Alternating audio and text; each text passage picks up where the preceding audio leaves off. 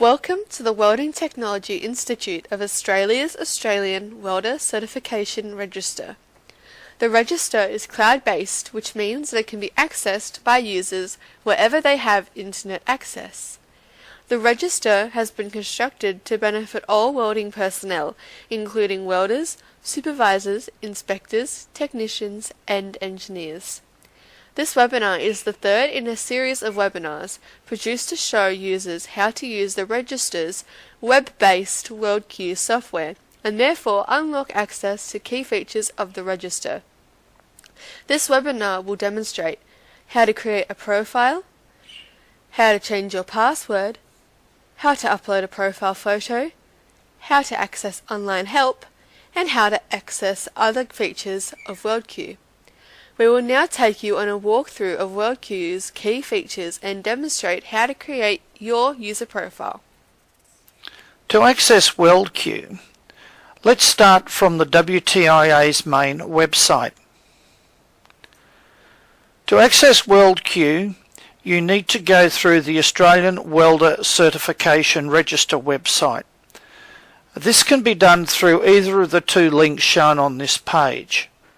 Just click on the link and it will open up in a new tab the Australian Welder Certification Register website. Before we go through to WeldQ, just a reminder of two important tabs shown on this web page. Firstly, the Resources tab.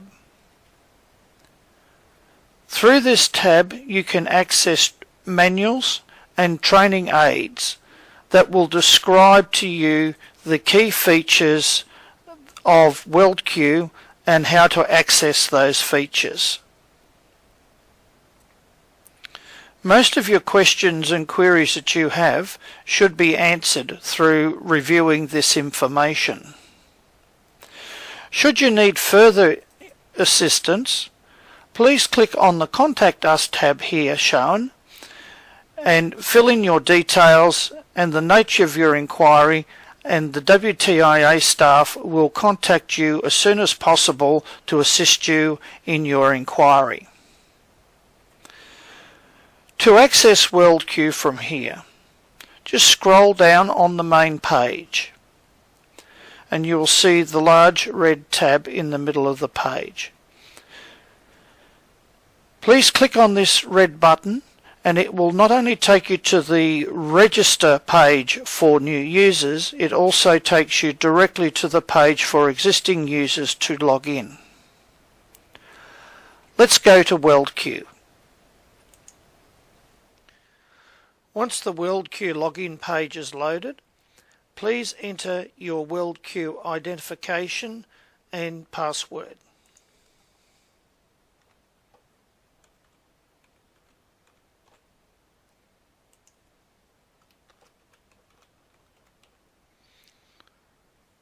And sign in.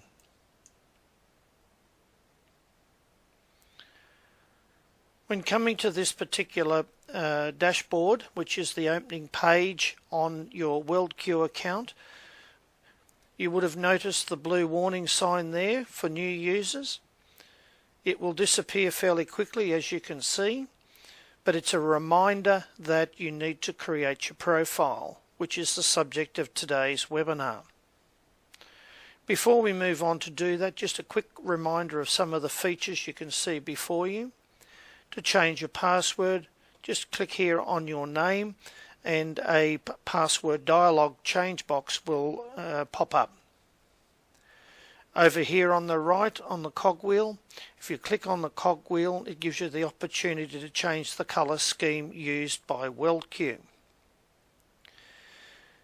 The button above, which is the menu collapse button, if you click on this you can collapse the menu on the left to give you a little bit more screen real estate if you wish, as per the demonstration, and similarly with the arrow here on the left. Should you need further assistance, we have an online manual here in the help link button that will open up a online manual in a separate tab.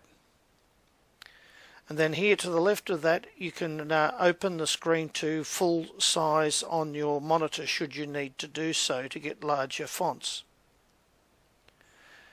And lastly, to sign out, click here on the sign out button or close the browser. Now moving on. To create your profile, just click here on the Profile tab. Please review the information contained within. You will note that there's no details regarding your address. However, the information you can see on the screen is the information that was generated when you first created your account. You will need to create an address on the screen.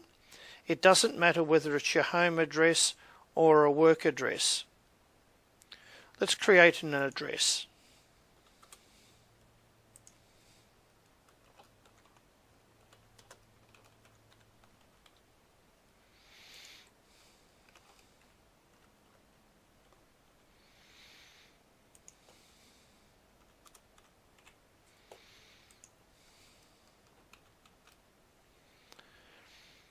Just make sure you click on that it's, or indicate that it's your preferred address.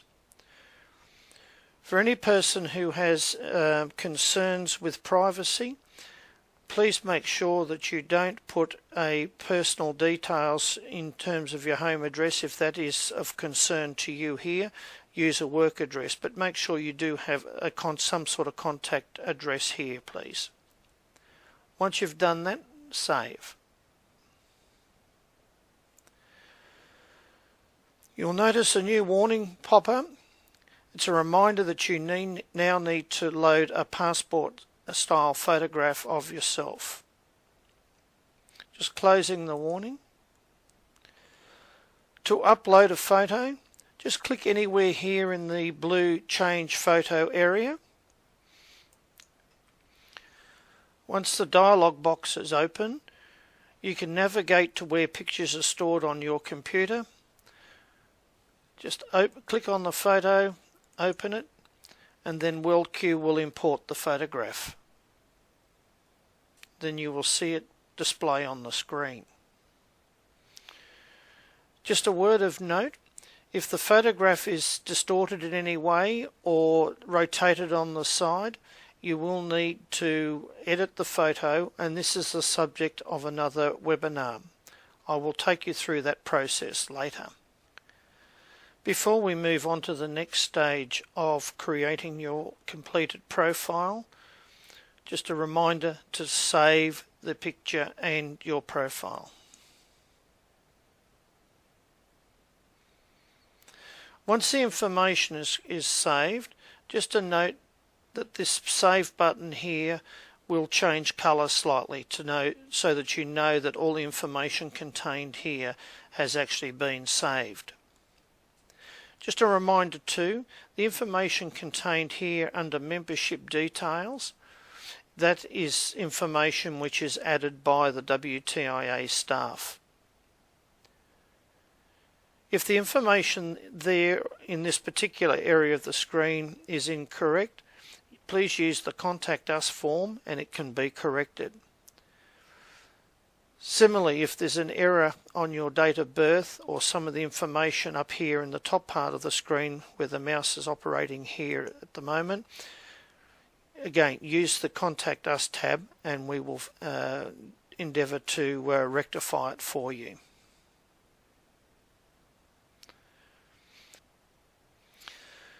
The next step in creating your profile is to add information relevant to your qualifications and experience. This is essential should you wish to apply for any form of program issued through WeldQ. In addition, for people who wish to apply for certification, they will also need to complete their professional development requirements under the Professional Development tab. At this stage, let's just start with qualifications. For qualifications, click on the green Add Qualification tab. Then complete the information required in the boxes below. If you don't know the exact dates of your start date or finish date, enter approximate dates. And if you're continuing to study at this point in time such that the course is still current, you do not need to enter the end date. Let's put some details in.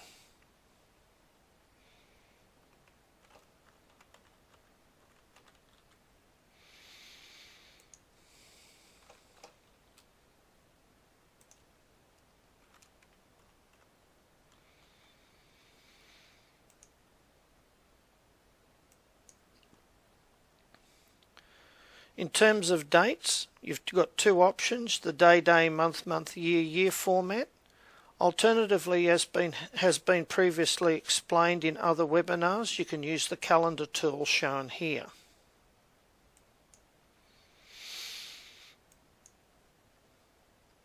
Just going to quickly go through the calendar tool here.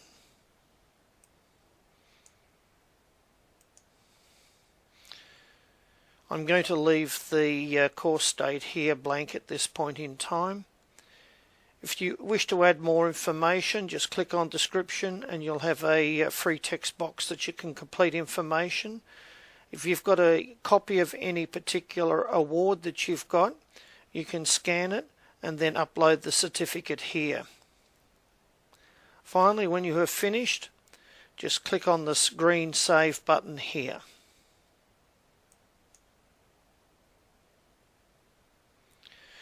Should you wish to or need to edit this information, you click here on the Edit button, or if you wish to view the information of any details under the Description tab or anything else, there's a little eyeball symbol here, you can click on that.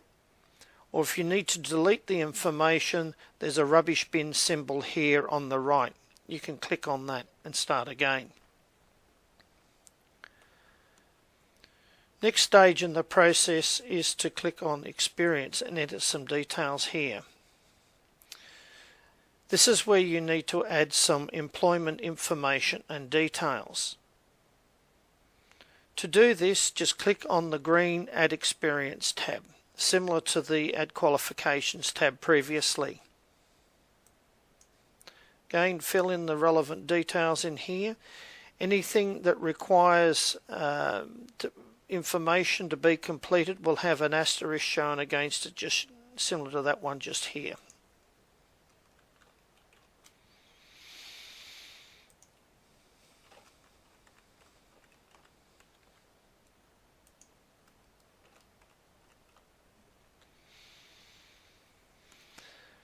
The number of employees and number of employees supervised is not essential, but for people who are engaged in supervising other personnel, this information is useful for prospective employers.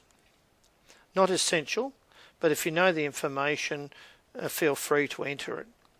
Again, enter the start date in the day, month, year format, or alternatively use the calendar tool. I'll use the calendar tool in this example. We'll go back, we'll scroll up and down so you can see how to change the years.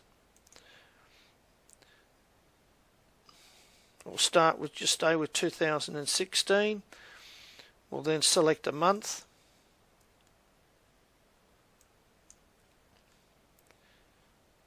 An end date is not required, obviously, for people who are continuing to be employed on this particular employer. Again, you can add a description here should you wish to do so. If there's any information you need to or wish to scan, you can do so here. Again, save here. Down here, there's the interests and experience information, which you can add as you wish to do so. When complete, just click on the Update button. We'll put some information in here.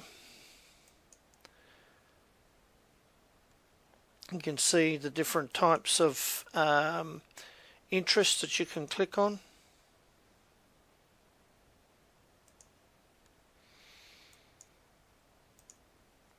Then update. this will save the information for you.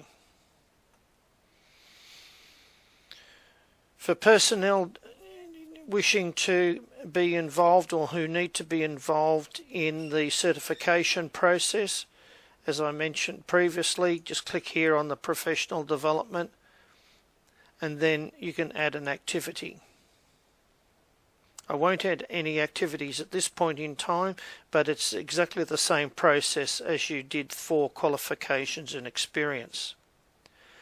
For people who need to enter this information on an ongoing basis, please enter it regularly because once you apply for certification, this information is actually used in the certification process and reviewed by the assessors. Once you've completed, go back by clicking on the blue button at the top. And then once you've completed, just remember, if you need to view any documentation that's stored here on WeldQ, you can click here on Resources. Any awards you've gained are viewable here under the Awards tab. Any emails available that have been sent to you are available here on the Emails tab. And any reports that you've got access to can be accessed here. Anyway, thank you for watching, and we'll now log out.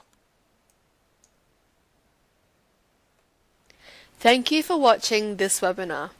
Should you need further guidance on creating a WeldQ profile, the WTIA has produced a training presentation containing screenshots of the information presented in this webinar. The presentation can be accessed via the Resources tab found on the AWCR website. Should you need additional assistance, please use the Contact Us form located on the Contact Us tab of the AWCR website. Thank you.